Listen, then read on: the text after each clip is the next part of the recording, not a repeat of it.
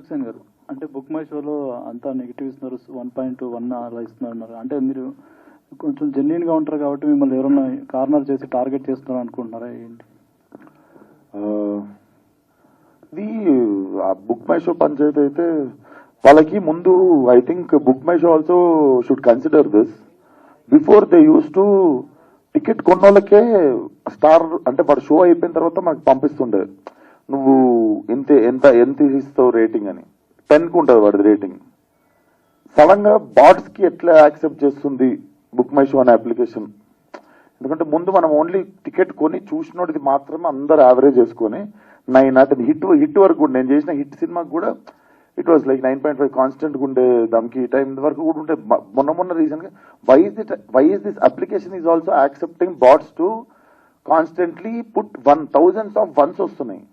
చూసిన వాళ్ళు 9.8 9.5 ఇస్తారు కదా, అది యావరేజ్ టాలీ చేసుకుని తగ్గించేస్తుంది.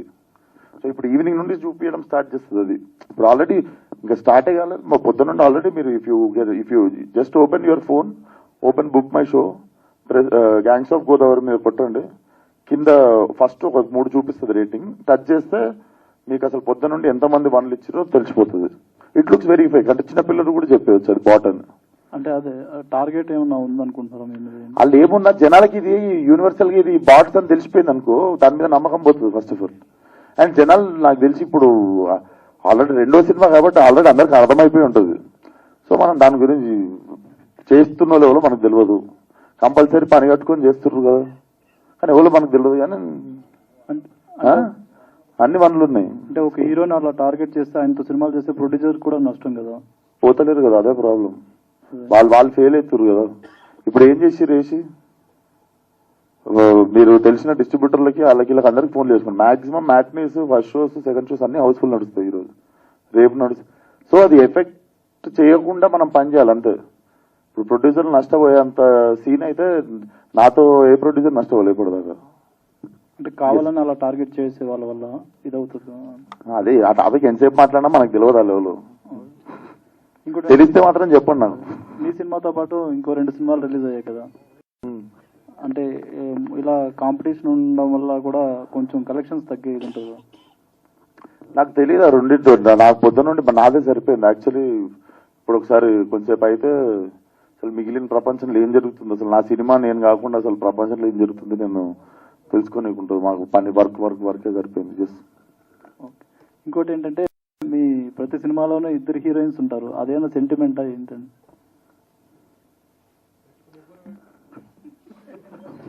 నమస్కారం. సెంటిమెంట్ నేను ఆలోచిస్తున్నా అన్నిట్లోనా హిట్లో ఒకలే ఉన్నారు.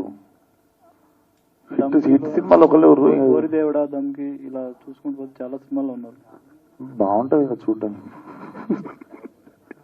గామిలో ఒకలే ఉండే, గామిలో ఉన్న ఒక్కరు కూడా హీరోయిన్ కాదు, క్యారెక్టర్ మీకు తెలుసు. ఇట్లా లాస్ట్ లో మా అంటే ఒకసారి ఇట్లా అంత హీరోయిన్.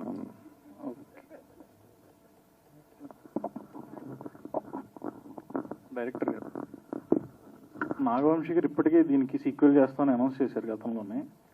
మిమ్మల్ని అడిగినప్పుడైతే మీరు సినిమా రిజల్ట్ని బట్టి చేస్తామన్నారు. ఇప్పుడు ఎక్స్పెక్ట్ చేయొచ్చా మనం త్వరలోనే అనౌన్స్మెంట్ కూడా? 100% చేస్తామండి. అలాగే పవర్పేట గురించి కూడా, పవర్పేట కూడా ఉందండి. పవర్పేట గురించి కూడా చాలా తొందరలోనే చెప్తాను దాని డీటెయిల్స్ అన్ని. అండ్ కథ అంతా రెడీ చేయాలి కదండి. కథ అంతా అయిపోయిన తర్వాత రెడీ చేసిన తర్వాత చాలా డీటెయిల్ గా దాని గురించి చెప్తాను. Thank you. సినిమా లీడ్ ఇవ్వలేదు మీరు పార్ట్ 2కి, అంటే ప్రీక్వెల్ వెళ్తారా? అది చూస్తారు కదండి, దానికి చాలా ఉంది. అదంతా చెప్తాను, వివరంగా చెప్తాను. దాంట్లో ఏం చేయబోతున్నావు, ఏం జరుగుతుంది, ఏంటి అనేది.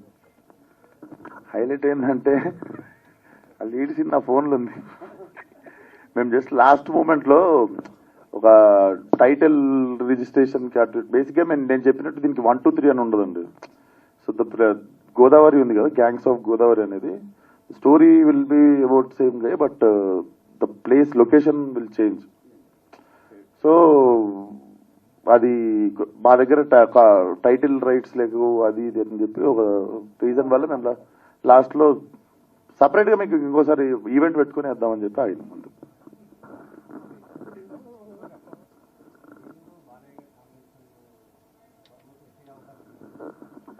అవును సార్, అది ఒకసారి అది ఇప్పుడే ఈరోజే రిలీజ్ అయ్యింది, కొంచెం ప్రశాంతంగా. ఇంకో సినిమా గురించి మేము కుప్పలు కుప్పలు దాచాం సార్ లోపల. గోదావరిని దీంట్లో కొత్తగా చూపించారు కదా, అంటే ఇప్పుడు డైరెక్టర్ గారు ఫస్ట్ నుంచి చెప్తూ వచ్చారు గోదావరి అంటే పచ్చని పొలాలు నదులు ఇవన్నీ, ఇందులో బట్ మంచి యాక్షన్ అలా చూపించారు. సో గోదావరిని కొత్తగా చూపించారు కాబట్టి ప్రమోషన్స్ అక్కడ సపరేట్గా గోదావరి జిల్లాలకి ఏమైనా వెళ్ళి ప్లాన్ చేస్తున్నారా? బేసిక్గా నాకు అసలు ట్రైలరే అక్కడ లాంచ్ చేయాలని ఉండే అండి, కాకపోతే ఇప్పుడు ఎలక్షన్ కూడా నడుస్తుండే కదా. సో లేకపోతే అసలు I really wanted to do మంచిగా అక్కడ రాజమండ్రిలో మంచి నీటి పక్కన పెట్టుకొని, నాకు మంచి ఈవినింగ్ మధ్యాహ్నం పెడితే అయిపోతాం అందరం, మంచి ఈవినింగ్ పెట్టి చేయాలని ఉండే ట్రైలర్. కానీ మన ఎలక్షన్ కూడా నడవడం వల్ల మేము హైదరాబాద్లోనే చేసాం. డైరెక్టర్ లాస్ట్ క్వశ్చన్, మీరు గోదావరి జిల్లాల ప్రజల్ని కించపరిచేలా మాట్లాడారని ఒక వివాదం అయితే వచ్చింది లాస్ట్ టైం. చాలా నాకు నవ్వు వచ్చిందండి. అదే వీడియోలో 30 సెకండ్ల ముందుకెళ్తే నేను చెప్పాను నాకు క్లియర్ గా, మీకు తెలుసు నాకు తెలుసు. ఏమన్నా నేను పుట్టి పెరిగి అందరూ మా వాళ్ళందరూ అక్కడ ఉండి నా ఫ్రెండ్స్ అక్కడ ఉండి నేను ఎందుకు చేస్తాను అంటే నన్ను కూడా వైరల్ చేయొచ్చు అనేది నాకు అప్పుడే అర్థమైంది. ఎందుకంటే అది జరిగిన 10 days నేను దుబాయ్లో ఉన్నానండి, రీ రికార్డింగ్ జరుగుతుంది. ఆ తర్వాత చెన్నైలో ఉన్నా, వస్తే నువ్వు వైరల్ అయ్యి నేను కూడానా వా అనుకున్నా అంతే. మీరు ఉభయ గోదావరి జిల్లాలని మెన్షన్ చేస్తే అది ఏకంగా ఆంధ్ర తెలంగాణ మధ్య ఆ లెవెల్కి వెళ్ళిపోయింది. అదేనండి, అంటే నన్ను కూడా వైరల్ చేయొచ్చు అనే విషయం నాకు అప్పుడే అర్థమైంది. Thank you. Thank you.